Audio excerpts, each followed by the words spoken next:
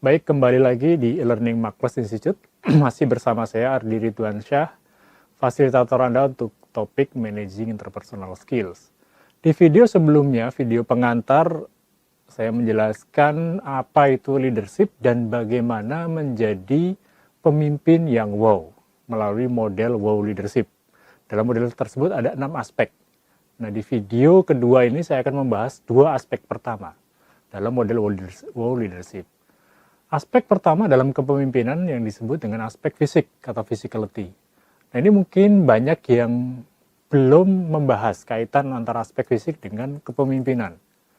Banyak yang mungkin tidak paham bahwa sebenarnya penampilan fisik kita, apa yang terlihat dari luar akan mempengaruhi kemampuan kita dalam mempengaruhi orang lain di sekitar kita.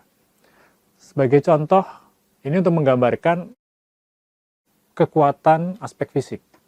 Kami pernah melakukan survei terbatas, responden terbatas. Ada 4 wajah, 4 nama pemain bola yang mungkin rekan-rekan kenal sebagian, atau bahkan mungkin semuanya. Ada David Beckham, Ronaldinho, Roberto Carlos, dan Francesco Totti. Nah, pertanyaan sederhana, kira-kira di antara 4 pemain bola ini siapa yang menurut responden paling layak atau memiliki kepemimpinan yang paling bagus? Silakan Anda tebak juga. Nah, jawabannya menarik. Kami temukan ada pola yang berbeda antara responden laki-laki dan wanita. Responden lelaki sebagian besar memilih Francesco Totti. Sementara responden wanita David Beckham. Dengan selisih kelihatan sekali polarisasinya. Yang menarik adalah alasan yang digunakan ketika memilih pemain bola tadi. Mereka yang memilih Francesco Totti, para lelaki, para pria, rata-rata bisa mengaku suka bola dan bisa menjelaskan alasan-alasan yang rasional. Karena dia lama jadi kapten tim, punya loyalitas, bisa mengatur tim, dan seterusnya. Sementara responden wanita yang memilih David Beckham, uniknya rata-rata mengaku tidak suka bola dan hampir serupa alasannya. Kenapa memilih Beckham? Karena ganteng, karena penampilan fisiknya menarik. Nah, ini bukti sederhana bahwa aspek fisik mempengaruhi kemampuan kita. Menentukan kemampuan kita dalam mempengaruhi orang lain. Jadi sebelum orang tahu kemampuan kita, sebelum tahu reputasi kita, sadar atau tidak, orang akan menilai dari hal yang paling mudah. Itulah aspek fisik. Nah, aspek fisik sendiri ada 3 hal. 1, aspek-aspek yang terlihat, cara kita berpakaian, mencukur rambut, berdiri, berjalan, dan seterusnya, itu akan mempengaruhi persepsi orang terhadap kemampuan kepemimpinan kita. Karena itu, jika Anda ingin tampil lebih wibawa, misalnya biasakan duduk dengan tegap, tidak kelihatan lemas, tapi kelihatan tunjukkanlah optimisme lewat cara Anda duduk dan berdiri.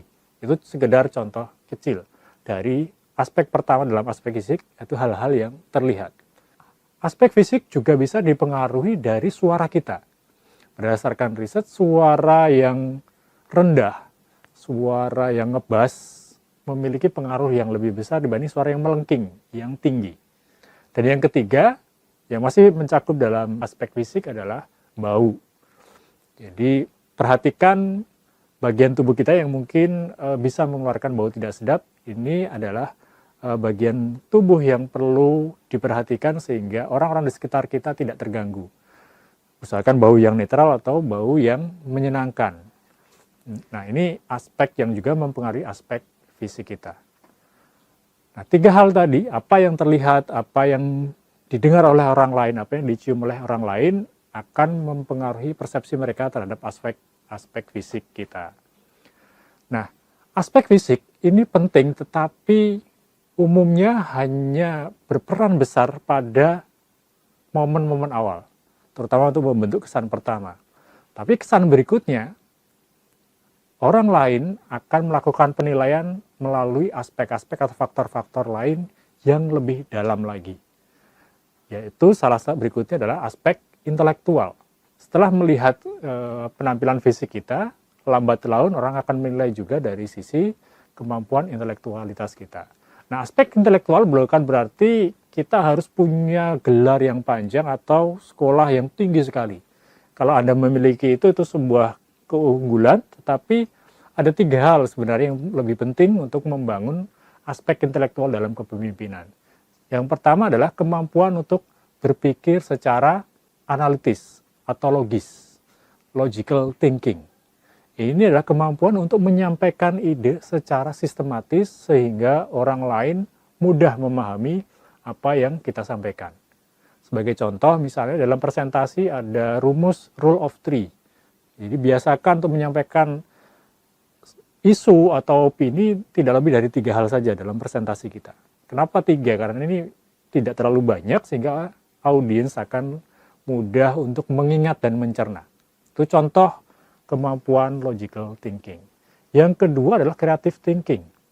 Dengan kemampuan logical thinking, orang mudah memahami apa yang kita sampaikan sehingga lebih mudah dipengaruhi. Dengan creative thinking kita akan bisa keluar dengan ide-ide baru yang berbeda. Tidak hanya itu-itu saja.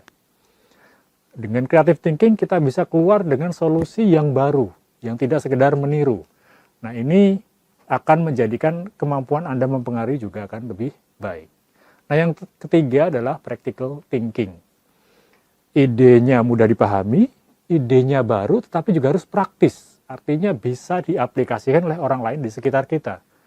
Untuk itu, Anda harus bisa memahami konteks lingkungan Anda, sehingga ide yang disampaikan memang relevan dengan kondisi orang-orang di sekitar kita. Itulah aspek kedua dalam kepemimpinan, aspek intelektual, di mana kita harus bisa berpikir secara logis agar ide kita mudah diterima oleh orang lain, tapi juga harus kreatif. Idenya memang menawarkan sesuatu yang baru, tidak sekedar meniru, dan yang tidak kalah penting adalah harus praktis, sesuai dengan masalah yang dihadapi oleh orang lain dan bisa mereka terapkan. Itu 2 aspek dalam model world leadership yang nanti akan dilanjutkan dengan aspek-aspek berikutnya. Terima kasih.